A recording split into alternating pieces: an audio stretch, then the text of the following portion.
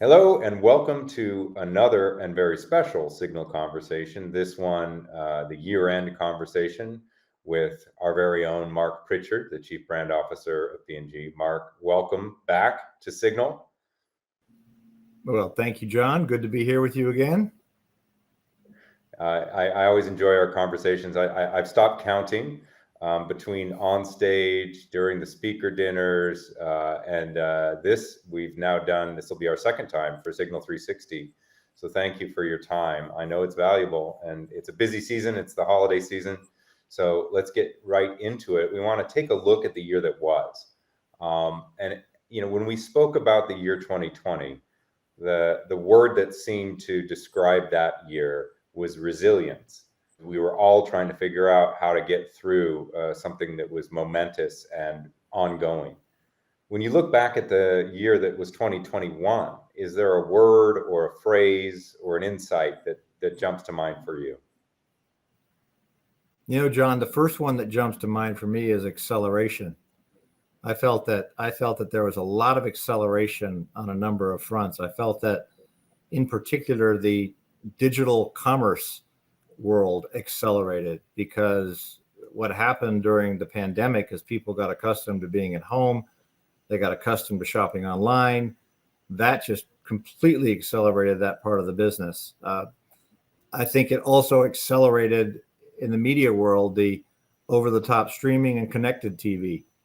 That was another major shift, and you can see that the old linear world is starting to really fade away and give way to over-the-top streaming, which has then accelerated content and in many ways the democratization of creating content. Then I think the sustainability activity really accelerated.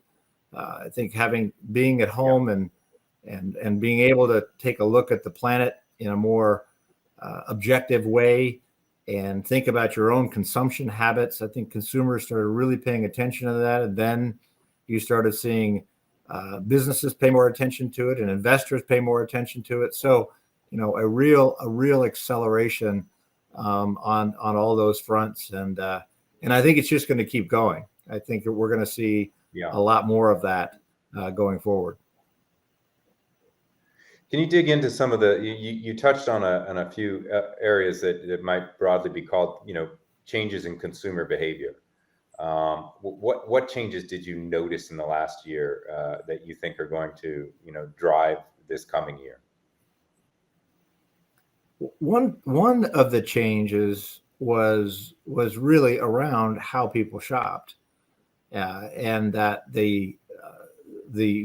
because of being at home more and learning how to operate in more of a virtual world and the hybrid environment, people really got accustomed to buying a lot of products online. And then that shifted into our retailers changing their approaches. So they gave options to curbside pickup, go delivery, and different apps that are helping people be able to make their selections. So that was a big change, and I think that's gonna have a pretty profound effect on how we build our brands in the future. We're thinking more and more about how to create an irresistible superiority across our product, package, communication, retail, and value in a digital commerce environment. We've seen that in China. Right. China has obviously now more than 50% of purchases are made online in China. We're about 20% in the rest of the world, but you can see that that's going to accelerate even further, and it's going to change the game. So that's probably the biggest shift that at least I observed. And then I did see people being more conscious of their effect on the environment in terms of how they're either consuming and throwing away plastic, using water, using energy. But that's going to require a lot more innovation. I think we're probably going to see that accelerate even further in the next couple of years. And that's a key area. Certainly, it's the focus of the Signal platform. And it's the focus of, as I understand it, of several areas of, I guess you could call it concentration for P&G. You've touched on two of them: digital commerce to sustainability. I know the third is supply chain. Kind of want to dig into those a little bit. Sustainability. What are the lessons learned there, and how do we get on the right footing to innovate there going forward? Key lesson on the sustainability front is how, obviously, from a societal and planet standpoint, the need to keep that temperature from not going up more than 1.5 degrees Celsius, which means we have to cut emissions, carbon emissions everywhere. And then our understanding of that, as we looked at, number one, our operations and our supply chain, we've already done a lot over the course of the last 10 years, but we need to do more. And so we set an ambition to get to net zero emissions by 2020, by 2040, that is, from our supplier base all the way to where we drop it off at the retailers. But probably a bigger opportunity for us is how we can help consumers do their part, because the largest part of our company's footprint from an emission standpoint is actually in use. And so Right. what we have done is shifted our innovation program. We're shifting our innovation program pretty substantially toward irresistibly superior products. So we still have to deliver the superior benefit of our everyday household cleaning, health, and hygiene products in an environmentally sustainable way. So simple way to think about it is delivering superior cleaning for laundry with less energy, less water usage, delivering superior beauty products with less packaging waste. And I think we really have gotten that crystallized, because we devoted our leadership meetings to spending time on case studies where we have done just that, created these superior performing products and packaging, and doing it in a way that's sustainable, that reduces water, reduces energy, reduces waste. And what the lesson is, John, is that it's being laser focused on the consumer job to be done and the problem to be solved, but thinking about it in two ways. One is the core cleaning, health, and hygiene job to be done from a benefit standpoint, and two is the how do you reduce energy, water, and waste from a sustainability standpoint. And we combine those two from an innovation standpoint, like cold water clean, like Oral-B Click durable toothbrush, like what we've achieved on Cascade dishwashing to save water. Then you have real superiority that can drive our business, and I think can create huge competitive advantage. Yeah, it's interesting to think of it that way. It's almost like you're turning the prism and saying consumers care about this, number one. Number two, the markets are starting to reward this kind of innovation and sustainability. So there's a real business opportunity there. It's going to be fun to cover this both in the Signal publication as well as in the conference itself, which we're going to get to in a minute, because I want to ask you about that. But first, the second area of focus, which you touched on, was digital commerce. And I know that innovation there is really important. And you mentioned the lessons from the last year. What do you see, and how is P&G embracing that and pushing innovation forward in digital commerce? Same type of mindset.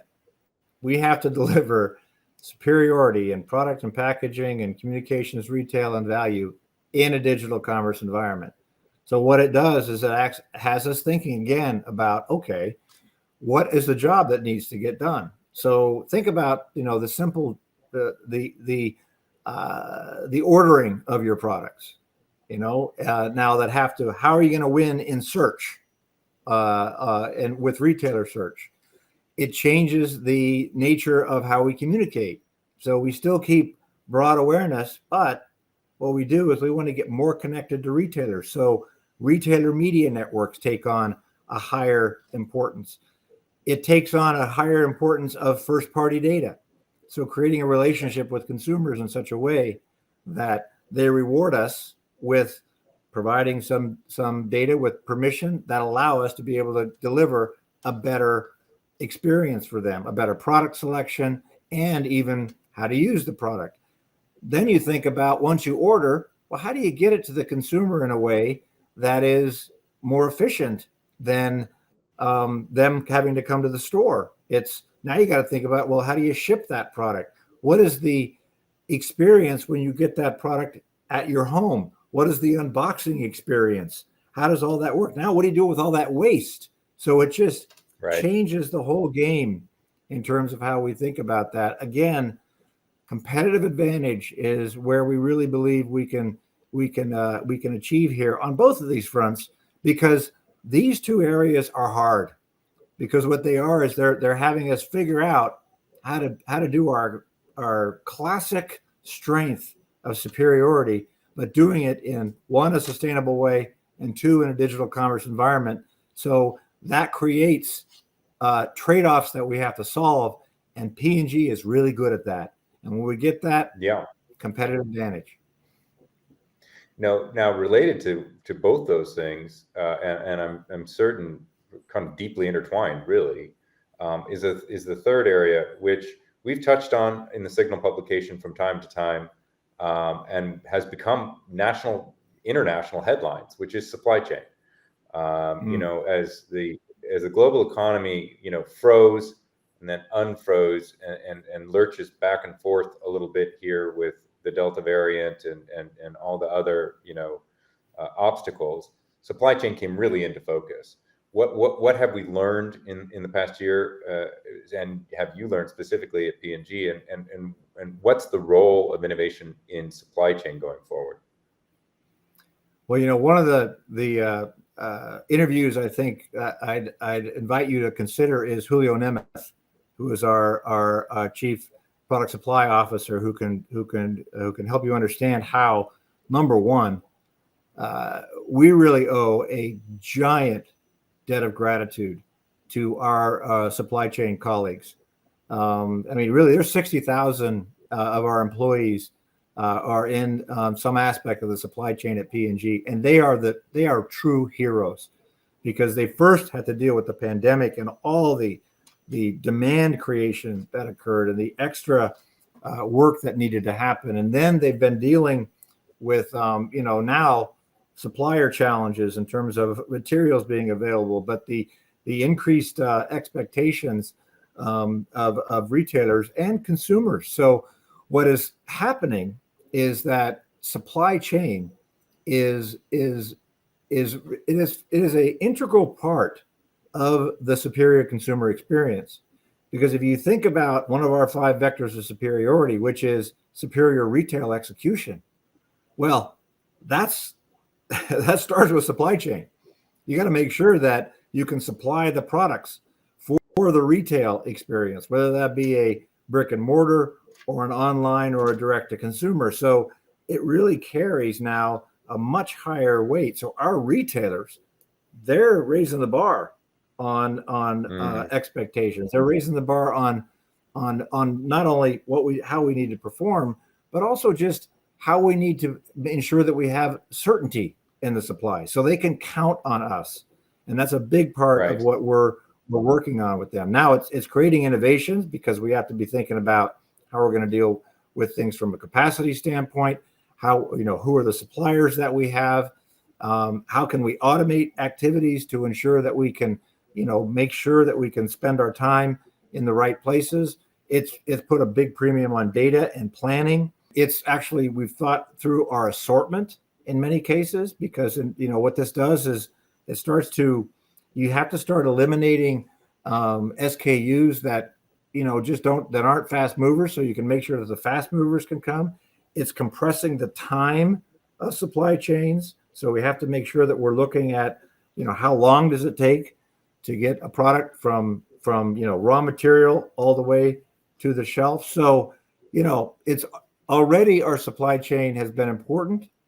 and our colleagues are, as I said, our heroes.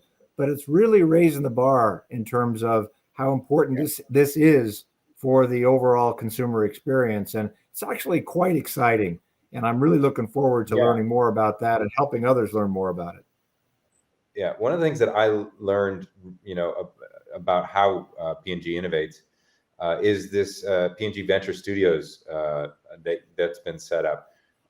Can you tell us a little bit about that and what its role is in the innovation ecosystem at P&G?